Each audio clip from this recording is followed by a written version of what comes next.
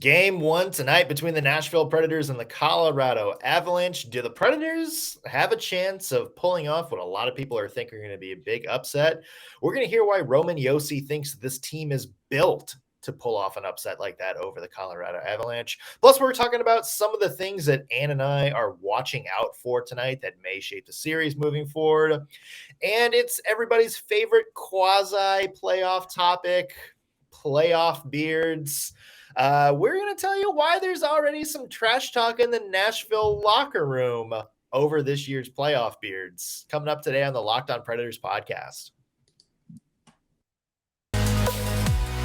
You're Locked On Predators, your daily podcast on the Nashville Predators. Part of the Locked On Podcast Network, your team every day.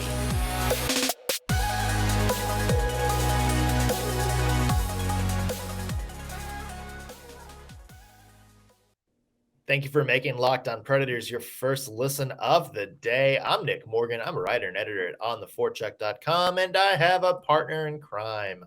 You do. I am Ann Kimmel. I'm a writer at ontheforecheck.com. Doesn't it feel like the playoffs, like for hockey fans, it's like the start of Christmas almost? I know, like the adrenaline level, the stress level has been high enough for the Predators for a couple of weeks. So I feel like we're just kind of emotionally coasting into this. Like, we're used to being clenched. So, Yeah. we're just uptight and heading into the next game.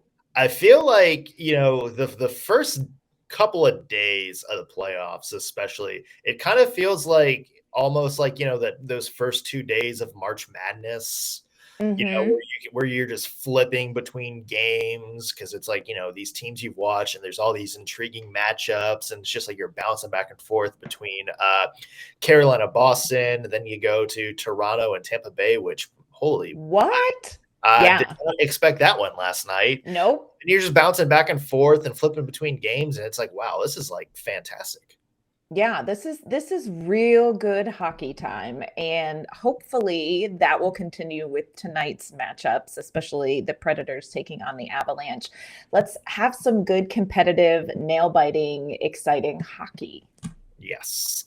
So we talked to the fine folks at Locked On Avalanche yesterday. We did our big crossover, kind of talked about, big picture stuff and realistic chances. We played nice. We were very political in our responses. They're not here anymore. They're not listening to us. We can trash talk a little bit more now. Here's the thing, and I got a piece on this coming out for On the Forecheck today.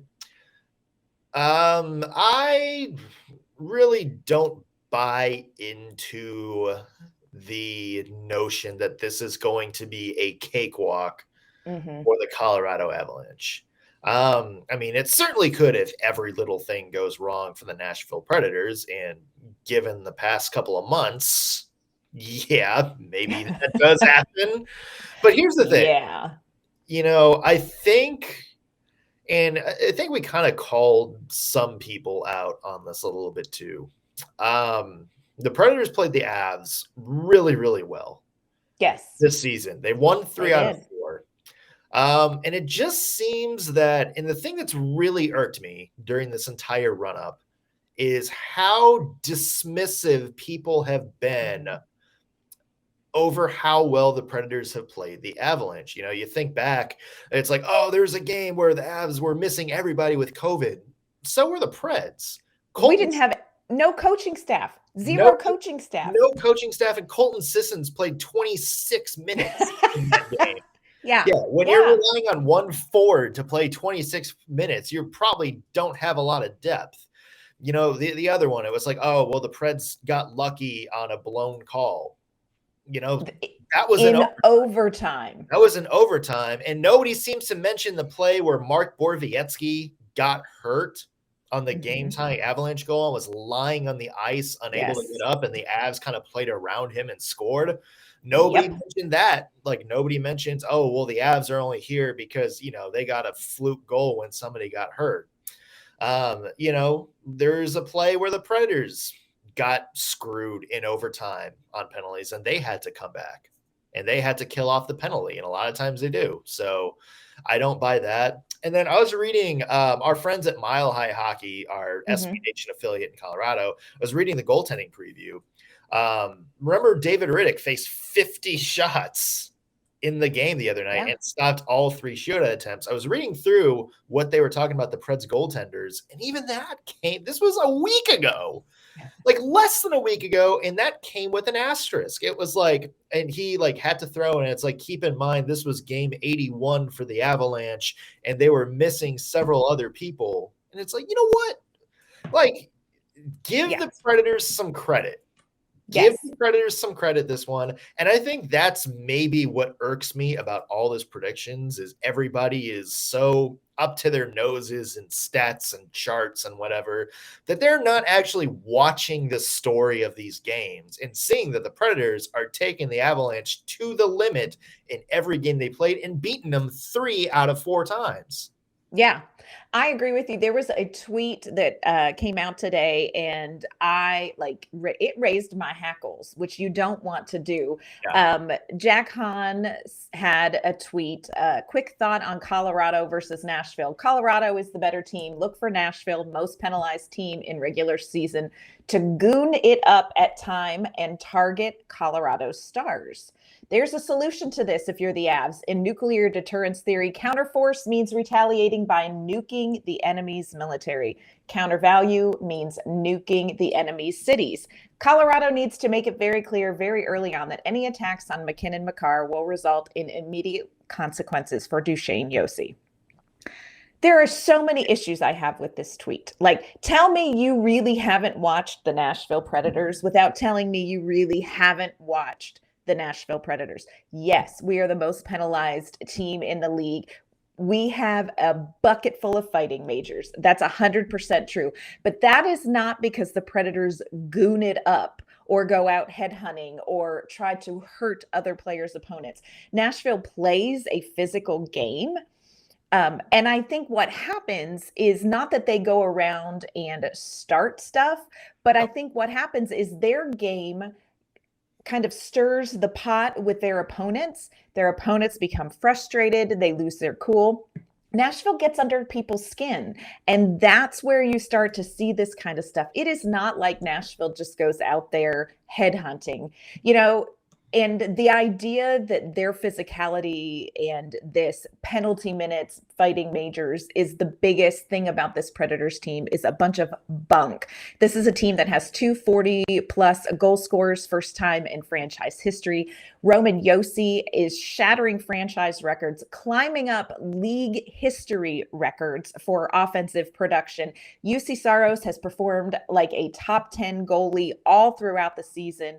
Mikael Granlund, most assists in his career. Tanner Jeannot's been a top goal scoring rookie this season in the league.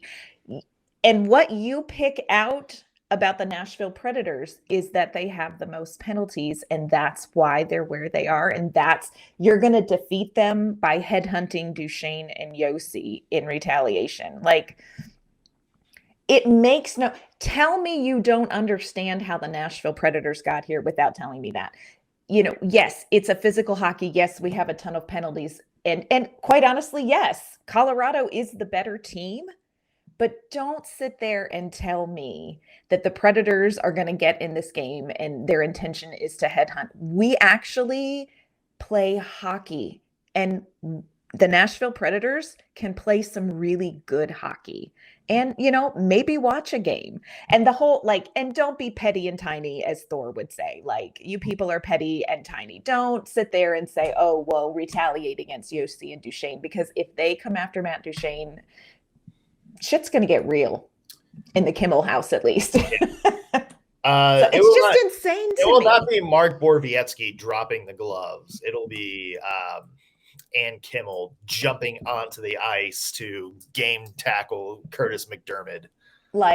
Don't flip my switch. I am the nicest person you will ever meet, but don't flip my switch. I'm gonna predict a tombstone pile driver, like the Undertaker, eyes roll back and doing the thing. And yep, yeah, I know how to do something. I know how to do some things like the flying guillotine. I can do a flying guillotine, and I'm not afraid to try it. You are a black belt, right? I am. Yeah. So, Yeah. you are somebody the Avalanche don't want to mention. I mean, I would be willing to coach a couple of Predators players in some fighting tips. There are maybe one or two who could use some, but yeah, just this is not a team that is solely in the playoffs because they goon it up. And that's ridiculous. Yeah. I mean, I can't even remember the last Predator to get suspended. Was that Dante Fabro last year? Has there been one since? I don't remember a Predator getting suspended. I I don't think there has been one think since then. McCarron did like a 1 or 2 game thing, but I can't remember if that was like last year or this year. But the Yeah. notion that the Predators are a team that's just going to try to win by basically Tanya Harding, Yeah. Yeah. Dirty playing. Nathan McKinnon is dumb. Mm-hmm. It's short-sighted, and it really I like Jack Hahn. I like Jack Hahn. I think he's really smart. I've learned a lot by reading his stuff. But this tells me that he is cherry picking what he sees about the Nashville Predators, because this take is just so stupid. Yes. This take is just so stupid that, it's not even really worth talking about, to be honest. And yet I raged about it. Yeah, you raged about it. So I did. Yeah. Like, the Predators are a physical team. Yeah. Well, guess what? Every team in the playoffs is. I watched last night Pat Maroon on the Tampa Bay Lightning, drop the gloves with Morgan Riley, who did not drop the gloves and just start throwing undercuts while he had his jersey tied up. I don't see anybody talking about how the Tampa Bay Lightning are trying to take Toronto's best players out of the game. Right. I don't see that. So why is it the Nashville Predators, because they're big underdogs against Colorado Avalanche, are getting that same kind of treatment? It's dumb. And it's dumb. Jack Hahn, that's a stupid take. You're worse. The worst thing you've ever put out, and I've seen you coach in the AHL. So yeah, on that note, there's more to talk about from this game, including why the Nashville Predators might be built for a playoff game against the Colorado Avalanche. But first, I want to mention today's show brought to you by our friends at Athletic Greens. I started using AG1, which is Athletic Greens product, every single day. Very, very skeptical about it. I've talked this before. I wasn't a big green powder kind of guy. I was very skeptical on the look, on the taste, on the texture, everything. And then they sent me a free can. And I have basically done a complete 180 about what I think of it. It tastes good. I have mental focus throughout the day, and I don't feel sluggish. And it all kind of started when I started taking AG1 every single day. So a lot of you may be asking, what is this stuff? With one delicious scoop of AG1, you're absorbing 75 high-quality vitamins, minerals, whole food source superfoods, probiotics, and adaptogens, whatever those are, to help you start your day right. This special blend of ingredients supports your gut health, your nervous system, your immune system, energy, recovery, focus, aging, basically pretty much everything. It's lifestyle friendly. Doesn't matter if you eat keto, paleo, vegan, dairy-free, gluten-free, whatever, it fits into your lifestyle. And it contains less than a gram of sugar while still tasting good. So no GMOs, nasty chemicals, or anything like that. And if you're worried about the price, think of it this way. It costs less than $3 a day, which is less than that Starbucks run you probably take every day. And instead of blowing it on coffee, you're investing in an all-in-one nutritional insurance. To make it easy, Athletic Greens is going to give you a free 1-year supply of immune-supporting vitamin D and 5 free travel packs with your first purchase. All you have to do is visit athleticgreens.com/NHL Network. Again, that is athleticgreens.com/NHL Network to take ownership over your health and pick up the ultimate daily nutritional insurance. Yeah. So the Predators take on the Colorado Avalanche tonight. What are you watching for tonight, Ann? Because there's a lot of ways this series can go. Yeah, there are a lot of ways the series can go. And I think we've talked through with our friends at Locked On Avalanche kind of the bigger storylines. But I think there are some little things that I'm really going to be watching for that could swing this game in Nashville's favor. And the one thing that I think that they really have to do is break up the passing lanes for Colorado. Colorado's passing is like ballet. It is so beautiful and exact. And if there is a space, they will find it. If there is a lane, they will find it. And their puck movement, so, because it's so quick and so accurate, is going to be challenging for whoever is in net for the Predators. And we're going to need whatever advantage we can get with whatever netminder we have. So if the Predators can interrupt the puck movement, I think this would go a long way. I think the Predators are going to get in trouble when we see Colorado setting up in the offensive zone with a longer possession, because I'm telling you, they will find a passing lane and they will make you pay. So if we can break that up, that's going to go a long way for the Nashville Predators. I agree. And I think there's a lot of stuff the Preds can do. I kind of want to talk about the Preds' identity for yes, because we talked about it, and Chris and Kyle mentioned this the other day when we were kind of doing the crossover, how this style of play is not something the Avalanche really like playing against. That sort of physical, high forechecking team.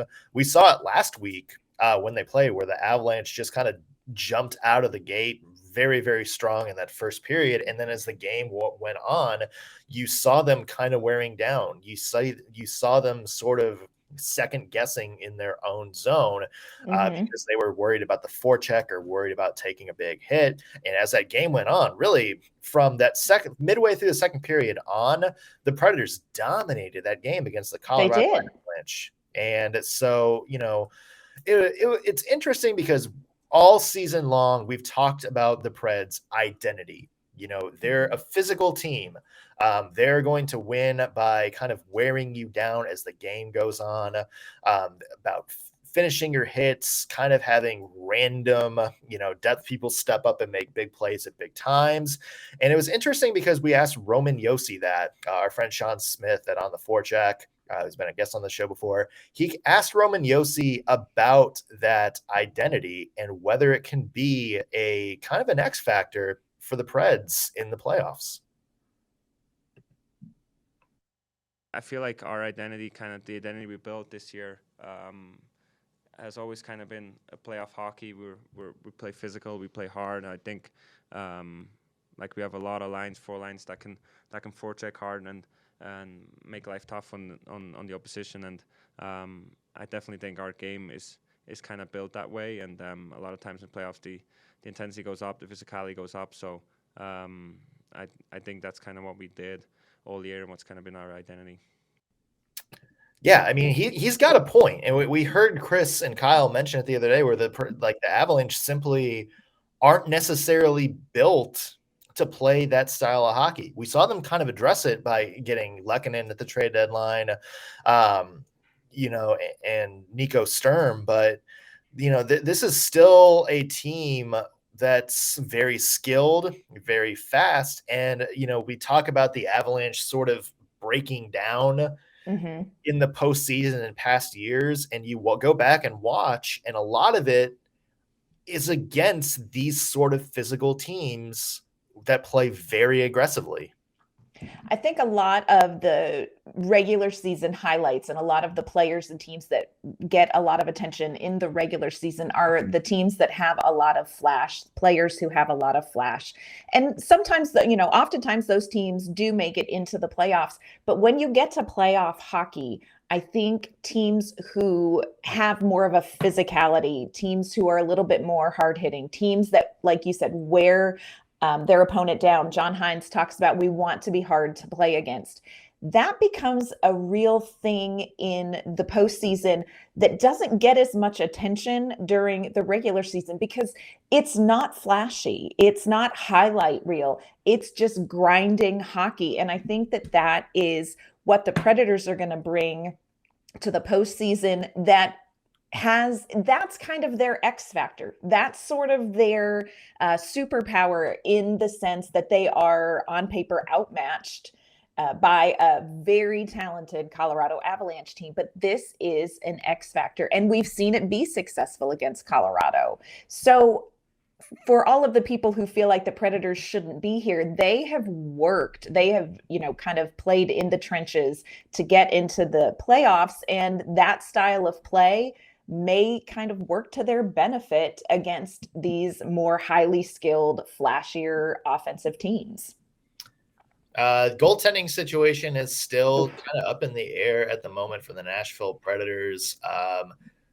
John Hynes said yesterday, and we're saying it's about 11 o'clock right now. As of right now, hasn't made an announcement.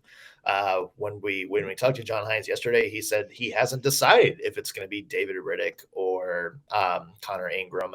Do you think the Predators are really waiting until the last possible moment to kind of make this call? Or do you think they've figured it out long ago who's going to start game one and they're just playing it very close to the vest? I think probably they've known who was going to be in net. And I say that my guess is that they have kind of had in their back of the mind who was going to be in net for game one with Saros out, even before the Colorado and Arizona games. I think David Rittich has always been sort of who they were going to go with. Right. Just because he's had the experience and the time. I think they wanted to give Connor Ingram a look. The Arizona game was a whole thing. And I think a lot of which wasn't even Ingram's fault, I will say. No, a lot of which was not Ingram's fault. It was, that's a whole nother podcast, but it wasn't Ingram's fault, but it didn't highlight necessarily what the Predators may have wanted to see from Ingram. So I would be very surprised if Rittich wasn't in net tonight. And I think he is who the players have the confidence in more so than Ingram, because they've played in front of Rittich more. And I just really feel like confidence-wise, we looked at the pregame media. They're talking about Rittich. Now they're being asked about Rittich, but they're talking about Rittich. We're confident in front of him. We trust him. We know what he can do in goal. We've played with him before. So I would be shocked if it wasn't Rittich, but I don't know. What do you think? Yeah, I agree. I think I would be very surprised if it's not Rittich, unless there's something that the Preds are seeing during some of these practices that maybe we're not privy to at the moment. But I think this is a case of they knew after, honestly, I think after Rittich's performance against Colorado, I think that decision was made. I think they knew that Rittich was going to be the guy, unless Connor Ingram had like some sort of 70 save shutout or something like that. Yeah. I think they know. And listen, we've seen Anton Hudobin step in for Ben Bishop and carry the Dallas Stars to the Stanley Cup final. We saw Jordan Binnington in St. Louis step in at mid-season. Remember, he was the third string guy, step in mid-season and lead St. Louis to the Stanley Cup. We have seen, I'm not even mentioning, remember, Andrew Hammond from way back in the day. Dan Ellis for the Nashville Predators was so during the regular season, got hot at the very end, and wound up setting records for the Nashville Predators. So we have seen sort of these random out of nowhere, goaltending performances before, where somebody just comes in, gets hot at the right time, and steals it. Now, I think Predators fans are hoping maybe have a little bit more confidence. But I don't think you can automatically look at Rittich and say, this is a guy who's going to cost us a series when you don't really know that yet. He's a veteran with a lot of NHL experience. He's a former NHL All-Star.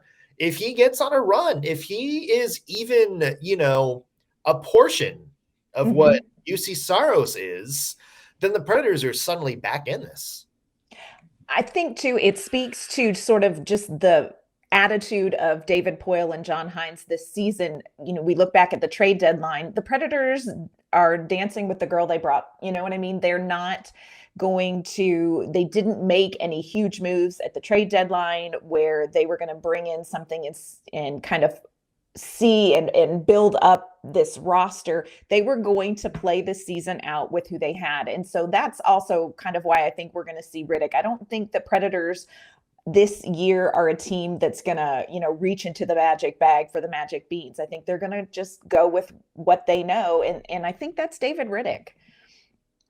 I think the real question will come in game 3, and where you have to ask, is a 60% Saros the better option than 100% Ingram or Riddick? And this is where I think the conversation in goaltending is going to get real crazy for the Nashville Predators. I don't think you're going to know the answer to that until after game 2.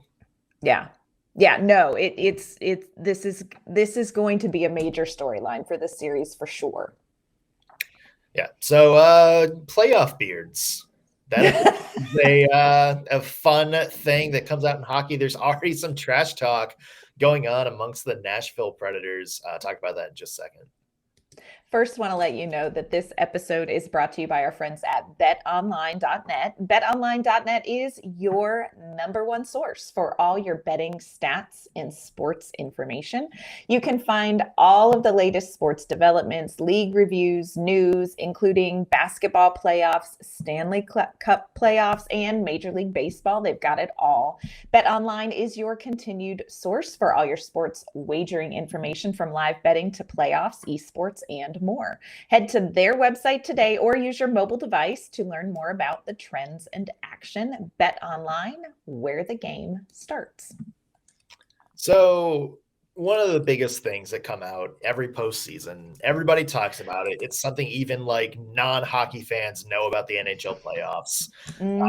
Playoff beards. Oh, a classic tradition unlike any other. I kind of want to ask you, Anne, because there's 2 strategies for the playoff beards. okay. This was hotly debated online yesterday. We've seen some players who already have facial hair shave. And so like the playoff beard is like the true playoff beard, like it started as the thing went on.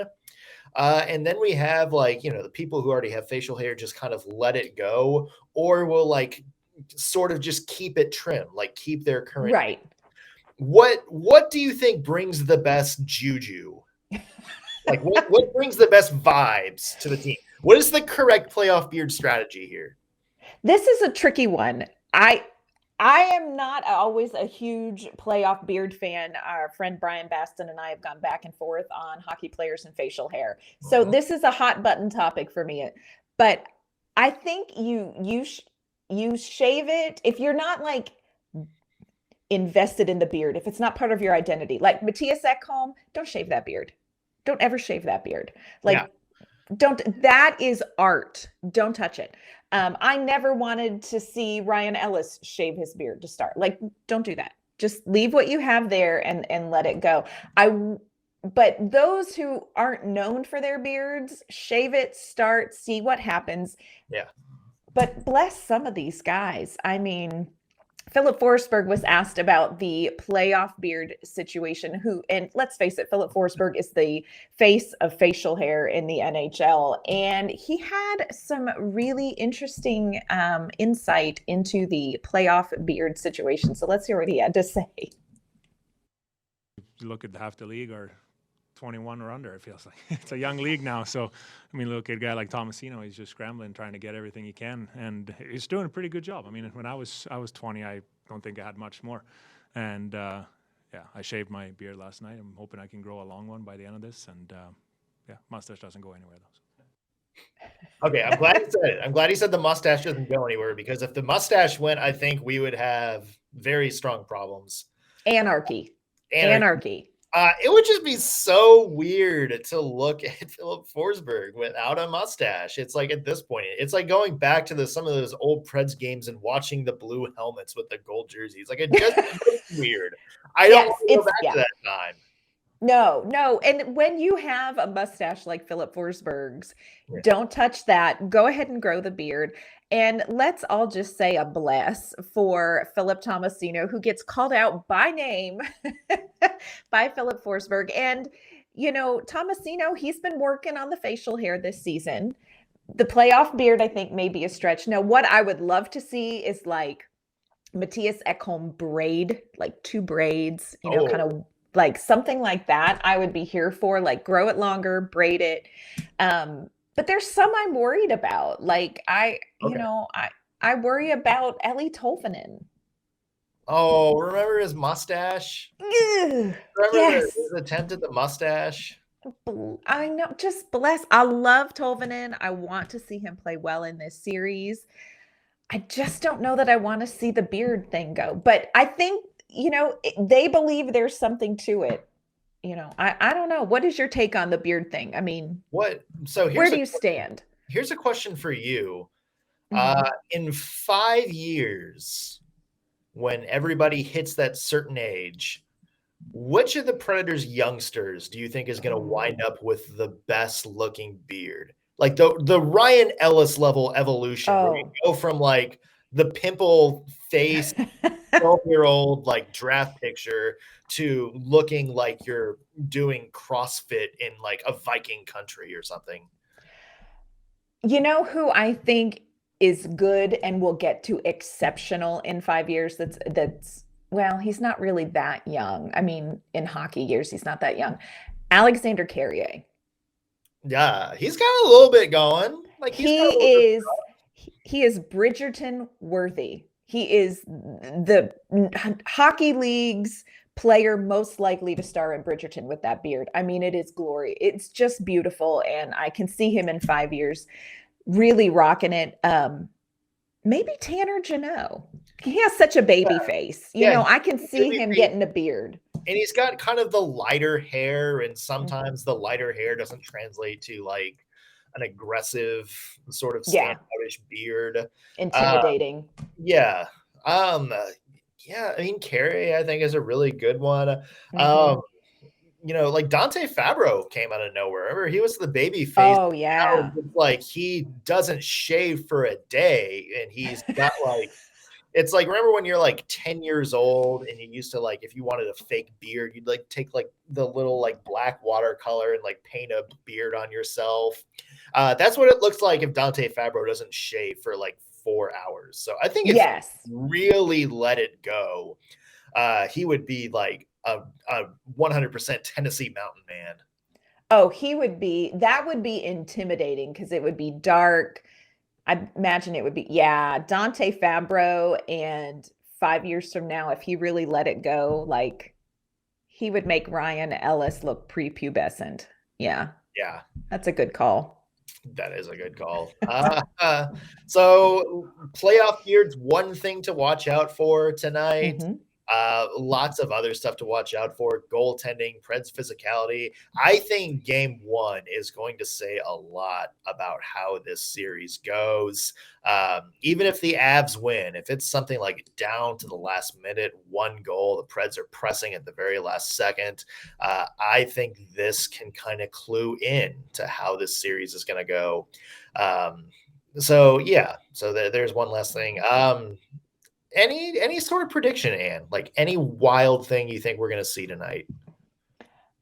I think tonight has the potential to surprise a lot of people if the right Predators team shows up, even sans Juuse Saros. I agree with you. I think this, even if the Predators lose this, if this is a 1-goal game or a 2-goal game, empty netter, and the Avs win it, I think it's going to set a tone. So watch out for the physicality tonight. I would love to see Philip Forsberg get hot. Matt Duchene, I think, could deflate that building. They are 30, I think they're like 33-5-4 at home, or 32-5-4. Matt Duchene getting hot. They booed him the other night. Yeah, there was some boos. Forever a Matt Duchene booer in Colorado, apparently. Yeah, but I think if Matt Duchene got hot, it could deflate that. So let's just see how this goes, folks. It could be painful or it could be interesting. Yeah. Bold prediction. I think the Preds get off to a absolutely hot start. I think they put up 2 in the first, absolutely stun that crowd. What happens from there is up to them. I think they're going to catch Colorado up guard. If they can survive maybe a late Avalanche surge and the Preds win game 1, Huge. boy, does that change, I think, a lot of people's perceptions of this series a little bit. Yeah. Yeah. I agree. So we'll have a full recap of the game tomorrow on Locked On Predators. We're going to stay up extra late for you, so be sure you tune in. Until then, Ann, where can the fine people find you online? You can find my work at ontheforecheck.com, and you can find me on Twitter at AnnK_Mama on Ice. I'm Nick Morgan. You can find me at ontheforecheck.com as well. If you're following us on YouTube, be sure to like the video, share, subscribe, and leave a comment. That helps other people find this work a lot faster. Thank you for making Locked On Predators your first listen of the day.